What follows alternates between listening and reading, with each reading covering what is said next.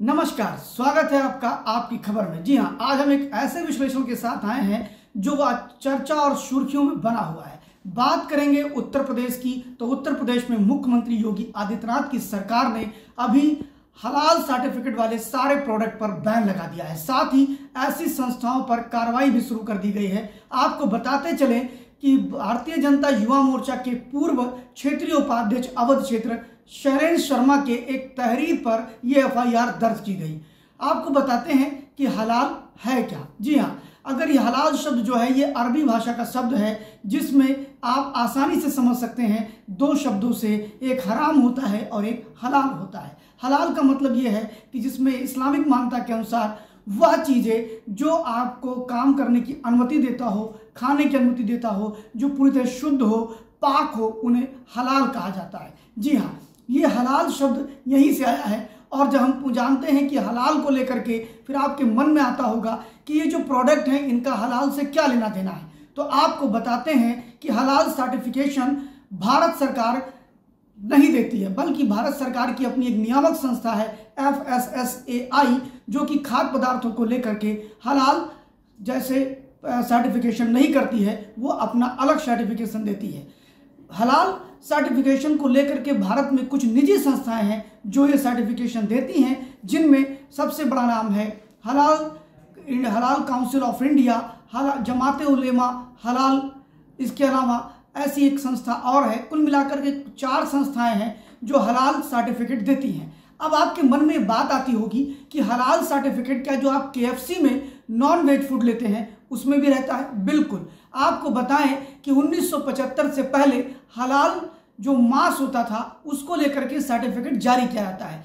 अब मांस में हलाल क्यों आएगा, तो ये भी बता दूं कि मुस्लिमों में 2 तरह के मुस्लिम होते हैं। एक वो होते हैं जो कहते हैं कि जब जानवर को झटके में काट दिया जाता है वह खाना हराम है, और जिन जानवरों को रेत रेत करके काटा जाता है उसके मांस को खाना हलाल कहा गया है। यानी इस्लामिक मान्यता के अनुसार वह गोश्त ज़्यादा अच्छा है, वह मांस ज़्यादा अच्छा है जिसको हलाल करके काटा गया हो।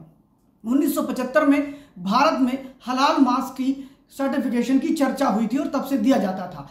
93 के बाद से हलाल मांस के अलावा डेयरी प्रोडक्ट, टूथपेस्ट, इसके अलावा कॉस्मेटिक के सामान, कपड़े, यहाँ तक कि सारी चीज़ों में हलाल सर्टिफिकेशन जारी हुआ। KFC भी अपने कई आउटलेट पर हलाल सर्टिफिकेट जारी करता है, लेकिन कहीं पर वह हलाल सर्टिफिकेट नहीं लगाता है। हलाल सर्टिफिकेट जारी करने वाली इस्लामिक संस्थाएं हैं, ना कि कोई भारत सरकार की संस्था है।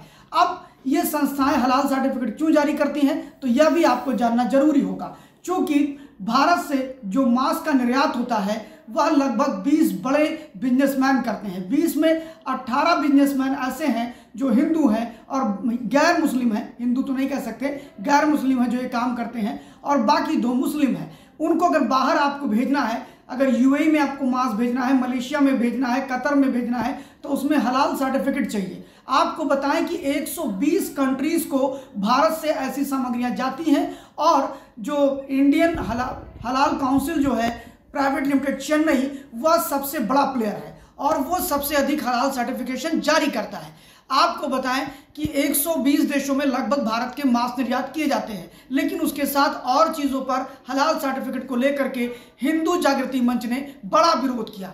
अप्रैल 2022 में विभोर आनंद करके एक वकील है जिन्होंने सुप्रीम कोर्ट में याचिका दाखिल की और कहा कि हलाल सर्टिफिकेट से हिंदू मुसलमानों में भेद पैदा होता है। उन्होंने कहा भारत की आबादी 85% हिंदुओं की है और 15% अन्य लोगों की है। ऐसे में हलाल सर्टिफिकेशन से हिंदू मुस्लिम का भेद बढ़ता है, और जिससे एक तरह से यह कहने का प्रयास किया जाता है कि आप मुस्लिमों की ही सामग्री खरीदें। फिलहाल टूथपेस्ट में हलाल कैसे होगा, यह एक बड़ी बात है।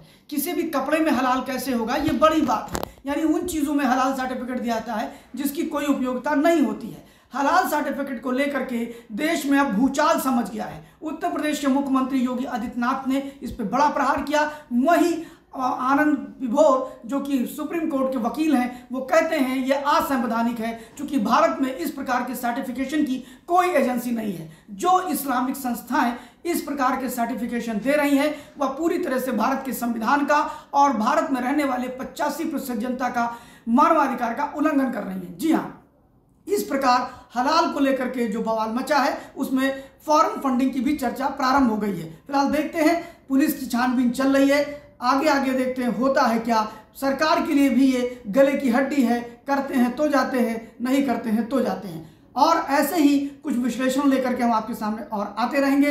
देखते रहिए आपकी खबर, सब्सक्राइब करिए, लाइक करिए और बेल आइकॉन बटन दबाना मत भूलिए। बने रहिए आपकी खबर के साथ। मैं शिव द्विवेदी।